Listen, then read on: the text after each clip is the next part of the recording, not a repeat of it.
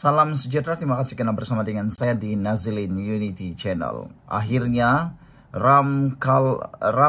Datuk Ram Singh, peguam yang mewakili 5 atau salah seorang daripada anak-anak yang didakwa membuli Zara, akhirnya buka suara, buka mulut, cerita segala-galanya. Hari ini 5 orang pembuli yang membuli Zara Khairina telah dihadapkan ke mahkamah berkaitan dengan dakwaan membuli. Yang menggemparkan seluruh rakyat Malaysia ialah kemunculan ataupun munculnya salah seorang peguam yang paling disegani di Malaysia, bahkan peguam yang berprofil tinggi.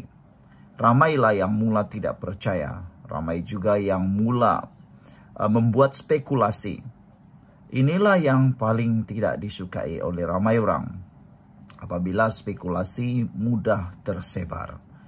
Ada mengatakan bahawa kemunculan Datuk Ram Singh sebagai salah seorang daripada peguam yang mewakili anak kepada pembuli itu adalah orang kata satu simbolik bahawa ada penglibatan VVIP di dalam kes buli anak VIP.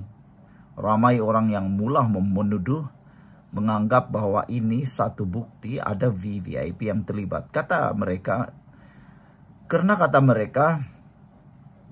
Datuk Ram Singh adalah orang yang hebat. Mustahil untuk dapat membayar beliau kalau orang biasa-biasa.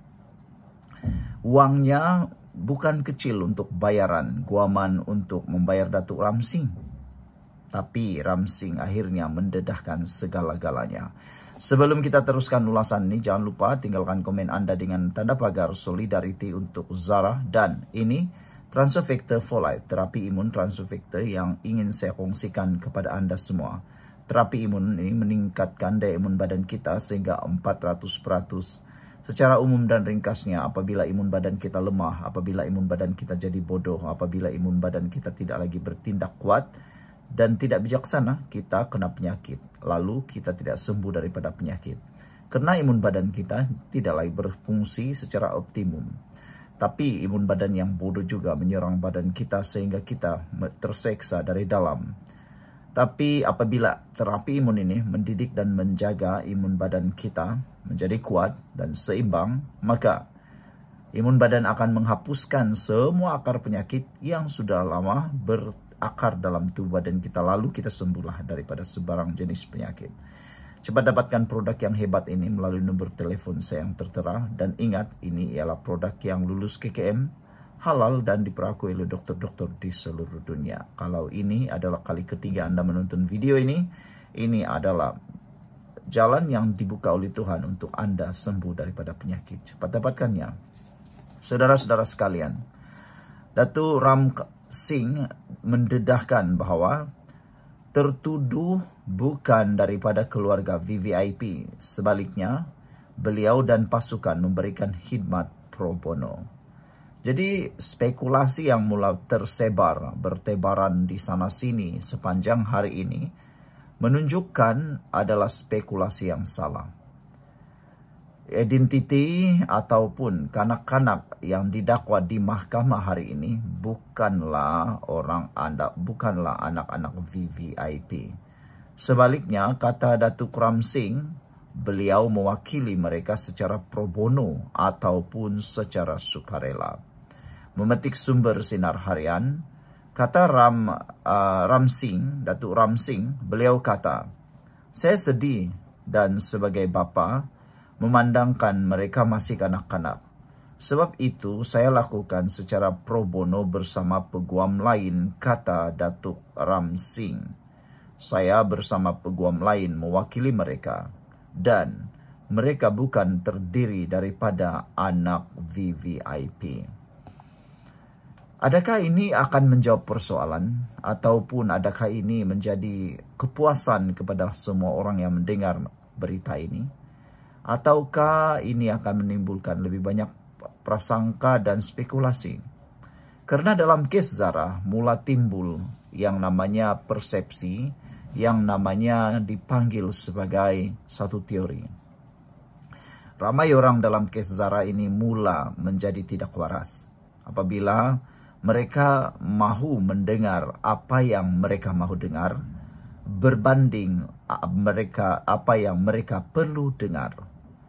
Mereka tidak lagi peduli dengan apa yang perlu mereka dengar. Yang mereka mahu ialah apa yang mereka mahu dengar. Sehingga kan kebenaran yang betul-betul benar disampaikan kepada mereka pun mereka tidak boleh terima lagi kerana mereka mahu apa yang mereka mahu dengar. Walaupun perkara itu tidak benar, tapi oleh kerana mereka mahu dengar perkara itu, semuanya kini menjadi semuanya benar. Dan dianggap itulah yang mereka mahu. Itu yang menjadi tanda tanya kepada saya. Siapa sebenarnya yang mahu ditangkap? Apa sebenarnya yang netizen mahukan? Adakah mereka hanya bersedia mendengar apa yang mereka mahu dengar? Atau bersedia untuk mendengar yang mereka mahu dengar ataupun yang perlu mereka dengar?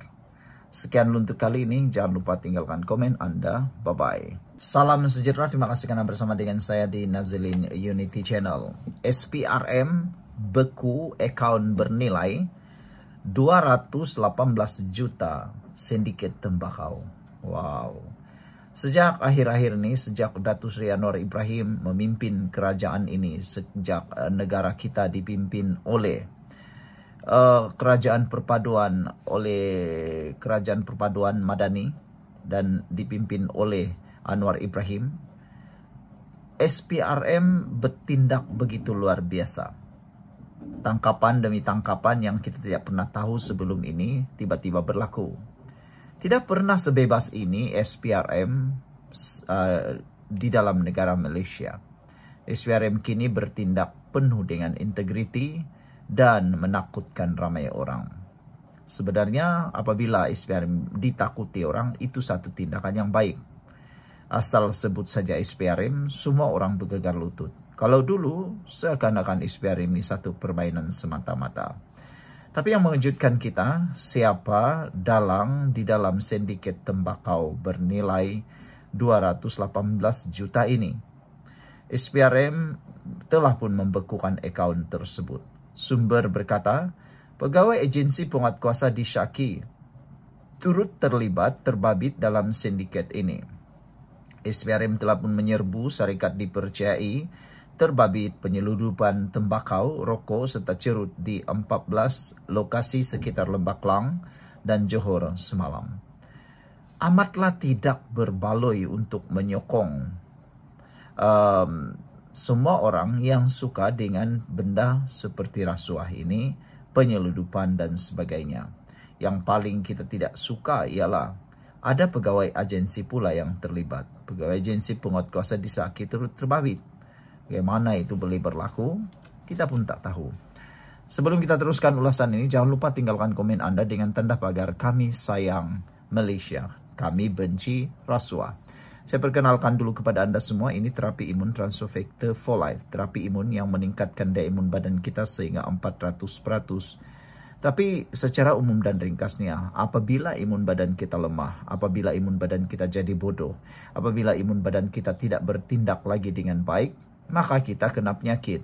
Apabila imun badan kita bodoh dan tidak bertindak kuat, penyakit akhirnya berakar dalam tubuh badan kita, lalu kita kena sakit dan tak sembuh-sembuh.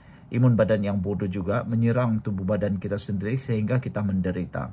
Tapi terapi imun ini memastikan imun badan kita berada pada tahap yang optimum, seimbang dan bijaksana, lalu mengenal mana satu kawan, mana satu lawan dalam tubuh badan kita. Penyakit yang sudah lama bertapak berakar dalam tubuh badan kita akan dikenal pasti oleh imun badan kita, lalu kita sembuh daripada sebarang penyakit karena imun badan kita yang menghapuskan akar penyakit tersebut.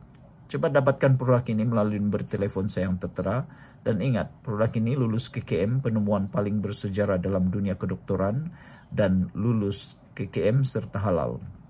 Dapatkannya segera sebelum Anda lambatan. Ingat, mungkin ini adalah jalan penyelesaian, jalan keluar kepada masalah kesehatan Anda yang Tuhan tunjuk kepada Anda hari ini. Saudara, Suruhanjaya Pencegahan Rasuah Malaysia membekukan akaun bank kira-kira 218 juta selepas menyerbu beberapa syarikat dipercayai terbabit penyelundupan tembakau, rokok serta cerut. Sumber berkata, operasi Karo itu diketuai bahagian operasi khas SPRM dengan kerjasama LHDN, Bank Negara dan Jabatan Kastam di 14 lokasi sekitar Lembah Klang dan Johor semalam. Katanya sindiket itu dipercayai turut membabitkan pegawai agensi penguatkuasa dan siasatan akan memfokuskan untuk mengesan serta menyita aset pihak terbabit melalui aktiviti pengubahan wang haram. Menurutnya, aktiviti penyelundupan itu menyebabkan kerajaan mengalami kerugian hampir lebih 250 juta sejak 2020 hingga tahun lalu, katanya lagi. JKDM turut menggantung lesen import beberapa syarikat yang dikenal pasti terlibat kegiatan berkenaan bagi membolehkan siasatan lanjut dijalankan, katanya dalam kenyataan. Sementara itu, pengarah kanan BOKes SPRM Muhammad Zamri Zainul Abidin mengesahkan siasatan dijalankan di bawah Seksyen 16 Akta SPRM 2009. Beliau berkata, SPRM tidak akan berkompromi dengan pihak cuba mengaut keuntungan melalui rasuah, pengubahan wang haram dan penyelundupan yang merugikan negara. Sekian untuk kali ini, jangan lupa tinggalkan komen Anda. Bye-bye.